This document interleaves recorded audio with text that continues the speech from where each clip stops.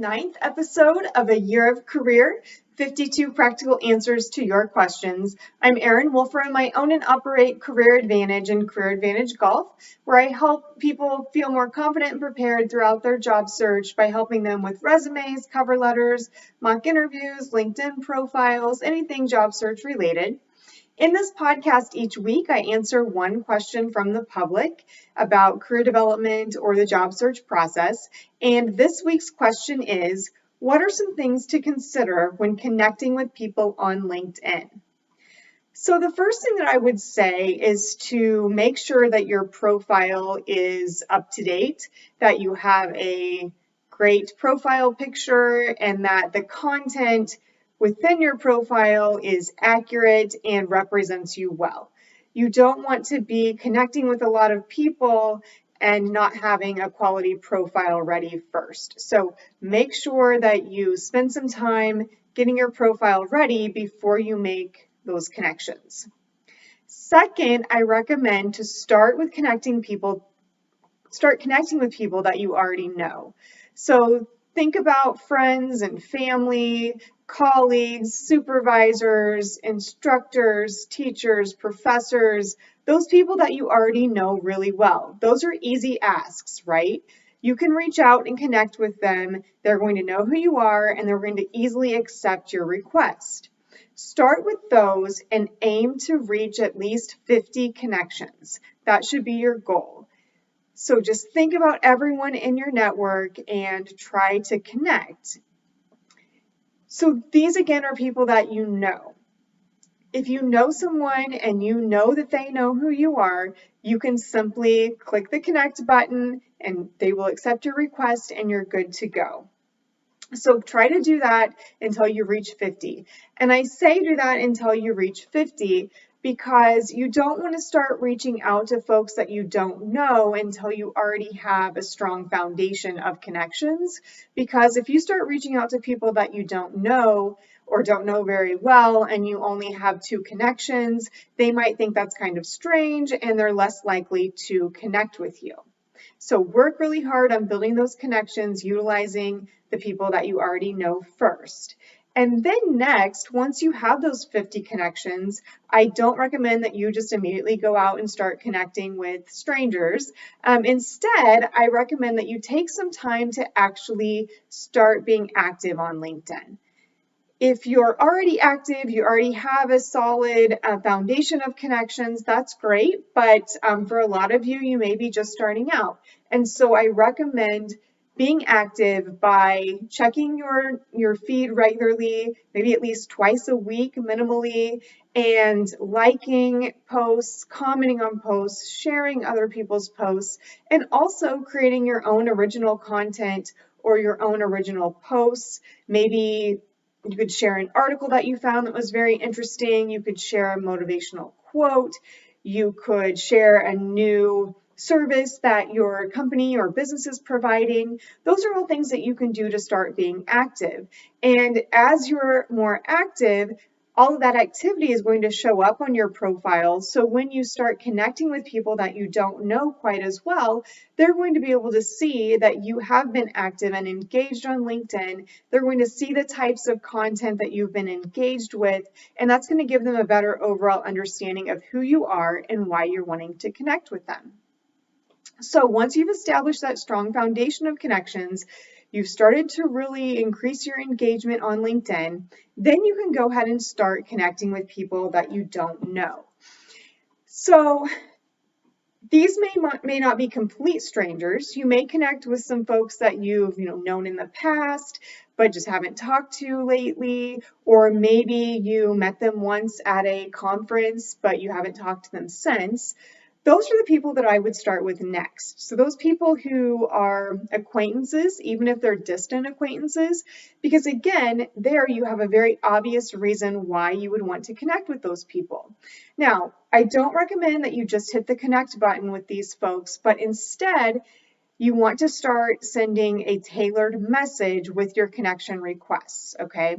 So with acquaintances, people that you know a little bit in some capacity, you want to utilize that to your benefit when you're asking to connect. So you could say something like, It was great meeting you last year at the Casey conference. I really enjoyed talking to you. I was hoping that we could connect on LinkedIn. Thank you, and I look forward to seeing you at next year's conference. Something like that, okay? So you've personalized it, you've reminded the person of when you met and how you know them, and again, you've stated why you want to connect with them.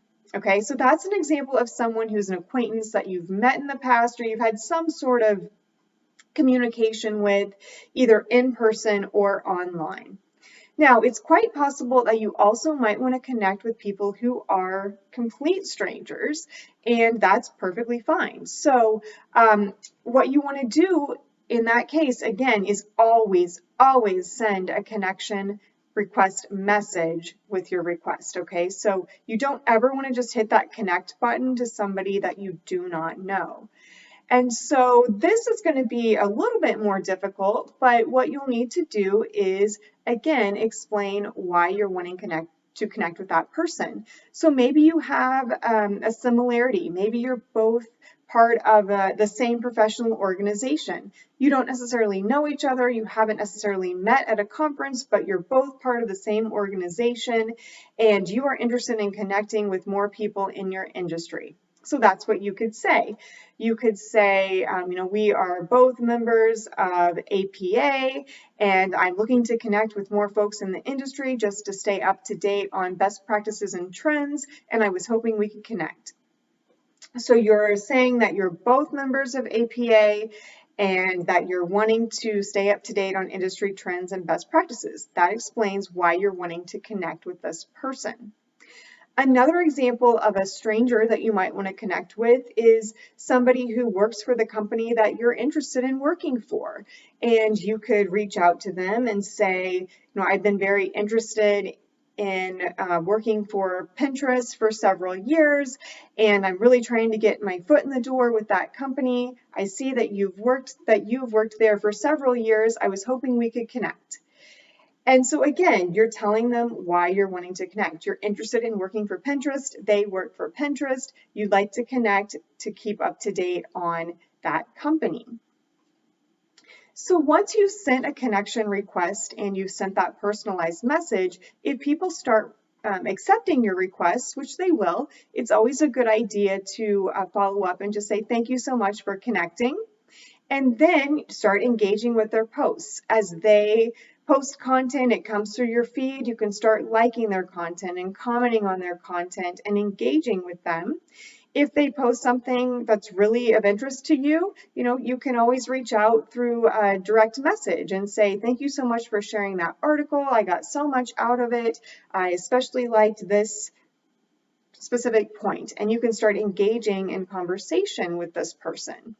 And if it's somebody that you really want to try to build a relationship with, a professional relationship with, of course, you can always ask if they would be willing to do an informational interview with you or a 20-minute coffee chat, or if they're in your local area, go to lunch sometime.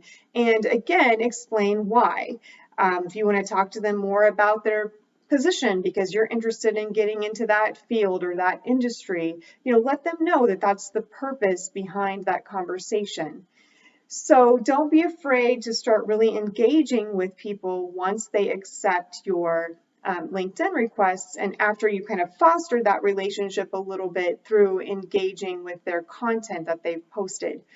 One thing that I want to strongly encourage you not to do is if you are in a sales position or you have a business where you are wanting someone to buy your product, please do not immediately reach out to somebody and try to sell them something once they've accepted your request. People really do not like when you do that, and they're most likely going to remove that connection with you immediately. So if you are utilizing LinkedIn to generate sales, I strongly recommend that you really foster relationships before you reach out to give them your pitch, and make sure that they truly are, people that would potentially be interested in buying whatever you are selling before you make any attempt to promote your product or your service. So hopefully those give you some good tips to help you reach out and start growing your LinkedIn connections. So those are my best ideas to get you started. So again, I'm Erin Wolfram, and if you would like more information on Career Advantage or Career Advantage Golf, you can always visit careeradvantageresumes.com or careeradvantagegolf.com. And if you have a question that you would like me to answer sometime on this podcast, you can always email me at erin@careeradvantageresumes.com. You can also follow me on social media at Career Advantage Resumes on Instagram, Facebook, and LinkedIn, and Advantage Career on Twitter. All right, thanks a lot and have a great day.